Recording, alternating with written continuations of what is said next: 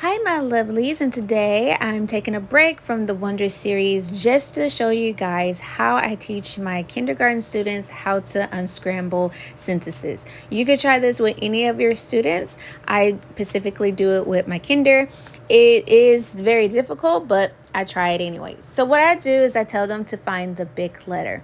But in the first sentence, we have two big letters. So I let them know that Ms. always comes first before the other big letter. So they're going to look for the big letter. The big letter always goes first. If there's two big letters like Miss Hans, Miss always goes first.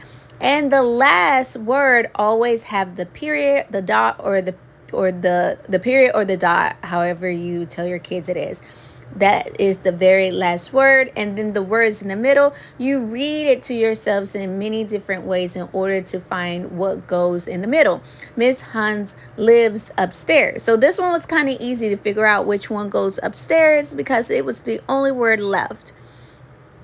But if you have multiple words that need to go in the middle of it, you just keep reading those words to yourselves, as I tell my students, until you find the right order. So you will start with one word first, and then you just switch it up with another word in the middle just to find out which word suits you best. So we're going to skip to number 4 because 4 was very long. So 4 is easier to explain in this way, where we will find bit letter first because the bit letter will always be the first word, or the capitalized letter of a word will be the first word that goes first. The last word will always have the period. Now, I noticed with these sentences, they didn't have any periods. Why? I don't know. Maybe the person who wrote this book was high that day.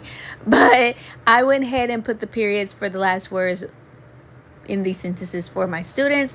And right here, I put the period in the last word and wrote the last word. And now it is up for my students to figure out which words go in the middle. So what they can do is take one word from the middle and read it in a different order to help them figure out which would go next. And my top student, she actually figured this out because she knows that the action will be the second word, because I have taught them the action will be the second word after the big word. So she kind of already knew that makes will go next, and then from that she already knew the rest of the sentence. She's a very brilliant girl, though other lower students might need to switch up what needs to go. So you can tell them, hey, the verb or the action will come next. Will always be the second word, or will always be the second word, or the second word will always be some type of action. You can teach them that. However, let them know that's only for certain sentences. That's not for all sentences. Because like Miss Hans, the second word is Hun. And I told them the first word when you have Miss will always be Miss. And then the name the second capital letter word will always be second, which is the name. It's very confusing because I'm explaining all this in English, but you can explain it down. You could explain this the best way that you want to do it. But this is how I explain it to my students, because I do have my students do know me and the way that I explain things. And if they don't understand it, I will break it down to where they will. Even doing it this way, even my lower student, she was able to get the sentences correct. So she got both 2 and 3 correct because she did them on her own. So I always tell them, find the big letter. The big letter always goes first. The last word will always be the sentence. Find the sentence. The last word will always have the period. Find the period or the dot, whatever you call it. That will always be the last word. And the words that go in the middle, well, you just read the sentence out to yourself multiple different times until you find the right sentence.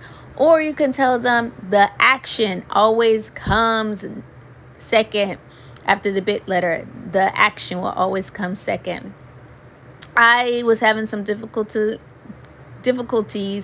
when this was recording because I was doing something on the computer that it didn't accept here. But that is it.